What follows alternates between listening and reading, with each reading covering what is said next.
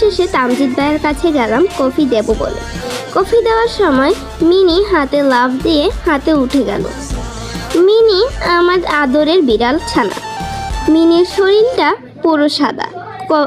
কফিটা গিয়ে তামজিৎ ভাইয়ার পায়ের উপর কফিটা পড়ে, তার চেয়ে বেশি কফি আমার হাতে পড়ে। ফর্সা হাতে গরম কফিটা পড়ার সাথে সাথে লাল হয়ে যায়। আমি হালকা করে আউচ শব্দ করলাম। তামজিৎ ভাইয়ের সাথে সাথে দাঁড়িয়ে আমার হাতটা ধরে বেসিংয়ে নিয়ে পানি দিতে লাগলো। আমি ভাবতে লাগলাম, ইনার কি পা জ্বলছে না? আমি বললাম, আপনার পা। বলতে না বলতে আমাকে ধমক দিয়ে বলল, চুপ, কাজ করতে পারিস না, করিস কেন? আমি একটু হকচকিয়ে উঠলাম। এমনি সবার আওয়াজ কানে এলো। মা বলছিলাম তো তুই পারবি না। তামজিৎ ভাইকে নিজের দিকে ঘুরিয়ে বলল, কোথায় পড়েছে দেখি।